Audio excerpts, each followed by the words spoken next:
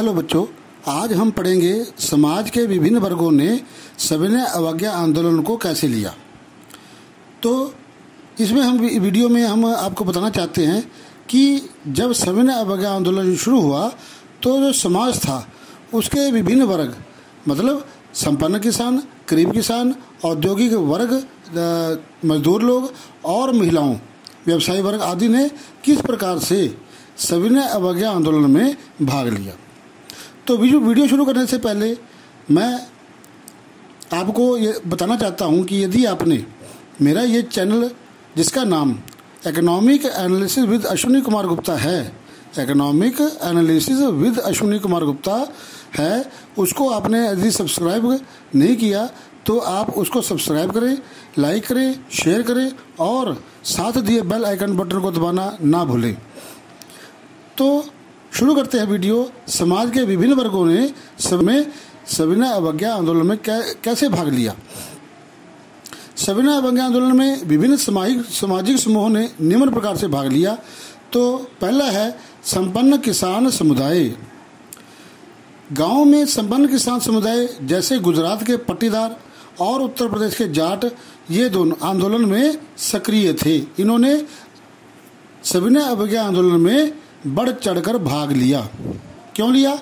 वे व्यावसायिक फसलों की खेती करते थे। उस समय मंदी और गिरती कीमतों के कारण मंदी हो गई थी और जो कीमतें थी वो बहुत ही कम होने के कारण से ये बहुत परेशान थे।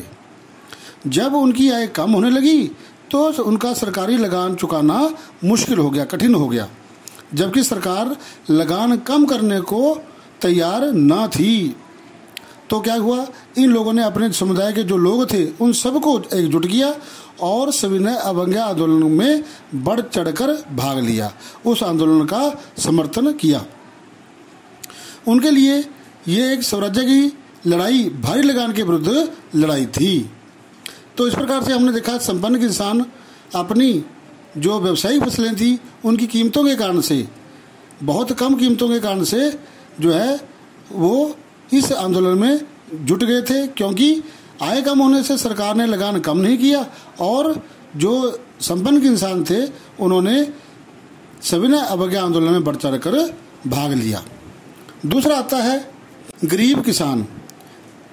जो गरीब किसान थे उन्होंने केवल लगान में ही कमी नहीं करवाई, वो जो है लगान में कमी नहीं करवाना चाहते थे।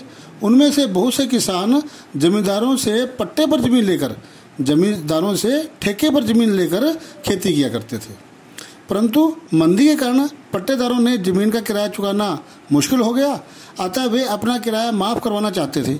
इसके लिए वे आंदोलनों में भाग लेने लगे। इन आंदोलनों का नेतृत्व समाजवादी व कम्युनिस्ट किया करते थे। तो इस प्रकार से हम देखा जो गरीब किसान थे वो बड़े बड़े जमींदारों से पट्टे पर, मतलब ठेके पर जमीन लेते थे और उस पर खेती करते थे। और जब मंदी आई तो जो पट्टेदार थे, जो गरीब किसान थे, उन्होंने उनका जो किराया था, जो जमीन का किराया था, वो चुकाना कठिन हो गया था और जो सरकार थी वो किसानों का किराया माफ़ करने के हक में नहीं थी और उन्होंने इसके कारण से जो सविनय अवज्ञा आंदोलन था उसमें भाग लेना शुरू किया। जो आंदोलन चले हुए थे उनको समाजवादी और कम्युनिस्ट जो नेता थे वो लीड किया करते थे। तीसरा आता है व्यवसायी वर्ग। पहले विश्व युद्ध में भारतीय व्यापारियों व उद्योगपतियों ने बहुत लाभ कमाया। वे बहुत धनवान व शक्तिशाली हो चुके थे। क्यों? पहले विश्व युद्ध में कीमतें बहुत ज़्यादा बढ़ गई थी, जिसके कारण से उन्होंने अपना माल बड़ी हुई कीमतों पर बेचा और वे धनवान हो गए थे, शक्तिशाली हो गए थे। वे विदेशी वस्तुओं से, जो विदेशी वस्तुएं थी उसके आयात से सुरक्षा चाहते थे। वो ये चाहते थे कि जो विदेशों से वस्तुएं भारत में आती हैं वो उन पर मुद्रा विनिमय जो अनुपात था, जो विदेशी मुद्रा थी वो रुपया और स्टर्लिंग जो थे वो बराबर होना चाहिए, ताकि उनकी जो वस्तुएं हैं वो बिकें, विदेशी वस्तुओं के बराबर उनकी प्रतियोगिताएं हों। तो वे चाहते थे कि जो वस्तुएं विदेशों से आयात की जाती हैं उन पर विदेशी मुद्रा विनिमय अनुपात ठीक हो, उनमें वे बदलाव चाहते थे जिससे आयात में कमी आए। उन्होंने व्यवसायिक हितों के लिए दो संगठन बनाए। व्यवसायियों ने सविनय अवज्ञा आंदोलन का समर्थन किया। उन्होंने सविनय अवज्ञा आंदोलन में आर्थिक सहायता की और विदेशी वस्तुओं को खरीदने व बेचने से इनकार कर दिया। मतलब सविनय अवज्ञा आंदोलन में उन्होंने अपने धन से सहायता की और जो विदेशी वस्तुएं विदेशों से हमारे देश में आयात की जाती थी उनको अपने दुकानों पर खरीदना और बेचना दोनों से इनकार कर दिया था। चौथा आता है औद्योगिक श्रमिक वर्ग। औद्योगिक श्रमिक वर्ग ने नागपुर को छोड़कर कहीं भी आंदोलन में भाग नहीं लिया। जो औद्योगिक श्रमिक थे, उद्योगों में काम करने वाले मजदूर थे, और उन संगठनों ने सिर्फ नागपुर को छोड़ करके, नागपुर में जो औद्योगिक श्रमिक संगठन थे उन्होंने ही केवल सविनय अवज्ञा आंदोलन में भाग लिया, बाकी किसी ने भी भाग नहीं लिया। फिर भी कुछ मजदूर संगठन थे जिन्होंने इस आंदोलन में भाग लिया। यह संगठन निम्न प्रकार से है। नंबर 1, 1930 में रेलवे कामगारों ने हड़ताल की। जो रेलवे में काम करने वाले मजदूर संगठन थे उन्होंने 1930 में हड़ताल की थी। दूसरा, 1932 में गोदी कामगारों ने हड़ताल की।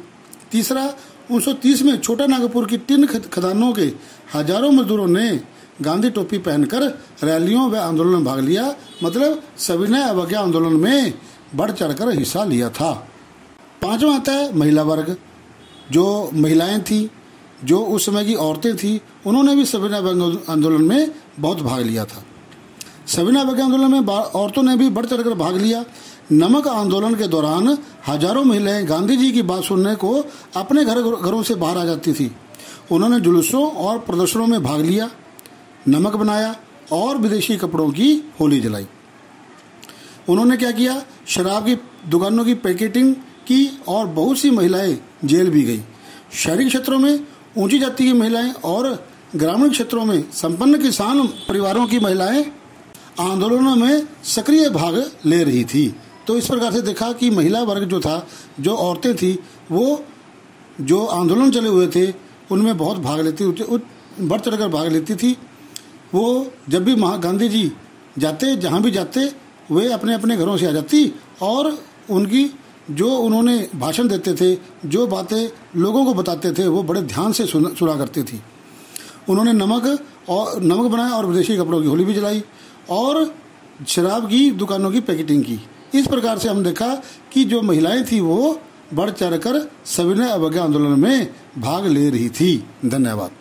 तो दोस्तों, यदि आपको ये मेरा वीडियो पसंद आया है तो आप इस चैनल को, जिसका नाम economic analysis with Ashwini Kumar Gupta है, को सब्सक्राइब करें, लाइक करें, शेयर करें और साथ दिए बेल आइकन बटन को दबाना ना भूलें, ताकि मेरे नए नए वीडियो नोटिफिकेशंस आप तक समय समय पर पहुंचते रहे।